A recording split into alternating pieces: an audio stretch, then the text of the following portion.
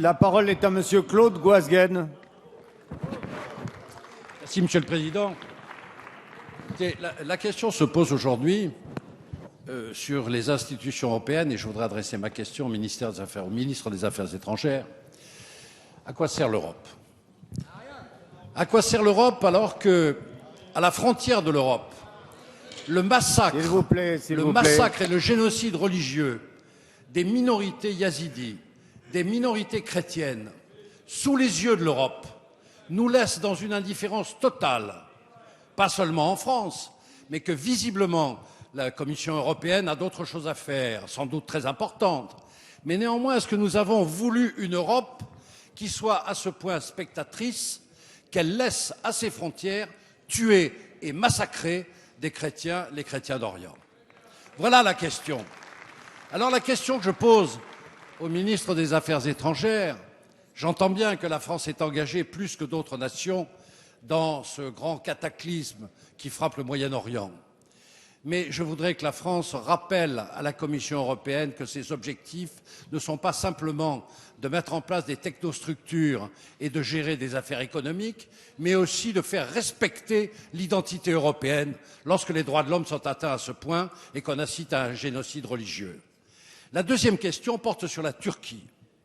Car la Turquie qui réclame à corps et à cri, et qui le réclamait en tout cas, son entrée dans l'Europe, peut-elle désormais continuer à avoir cette attitude qui consiste à laisser ses frontières ouvertes, par où passent les armes, par où passe le pétrole? Qui achète le pétrole d'ailleurs? C'est une vraie question. Est-ce que de temps en temps la Commission européenne pourrait rappeler à la Turquie qu'on ne peut pas vouloir à la fois être européen et combattre l'idéal européen par ailleurs? Merci. La parole est à Monsieur Harlem Désir, secrétaire d'État chargé des Affaires européennes. Merci, Monsieur le Président, Monsieur le député Claude Goasguen. Vous l'avez dit, les minorités yézidis, les chrétiens d'Orient, sont aujourd'hui victimes d'une barbarie, celle des groupes djihado-terroristes de Daesh au Moyen-Orient. Face à la gravité de la situation, la France a pris l'initiative.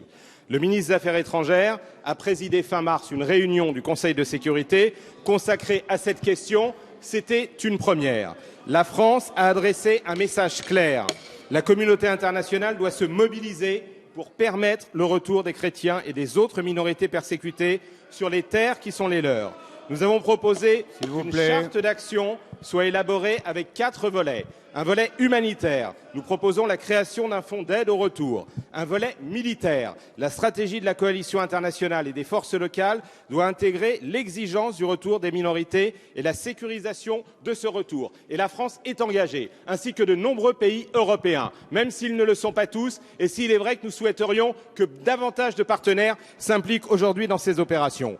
Un volet judiciaire. Les auteurs de crimes de guerre et de crimes contre l'humanité doivent être jugés par la Cour pénale internationale. Et enfin, un volet politique, parce qu'il n'y aura pas de réenracinement durable des minorités sans État inclusif, c'est-à-dire garantissant les droits de tous les citoyens. C'est le sens de l'action du ministre des Affaires étrangères pour qu'il y ait en Irak, mais aussi en Syrie, une solution politique qui soit trouvée avec des gouvernements inclusifs. Les Nations unies sont également pleinement mobilisées. Le secrétaire général des Nations unies, c'était notre demande, est en train de constituer un groupe d'experts pour travailler sur ces questions. Et par ailleurs, en septembre, la France accueillera une conférence internationale au cours de laquelle nous ferons le point sur cette charte d'action pour la protection des personnes victimes de violences ethniques ou religieuses. Soyons clairs, la solution pour sauver la Syrie, la région, les minorités qui la composent, elle est politique et c'est ce qui guide l'action de la France qui y met tous ses moyens.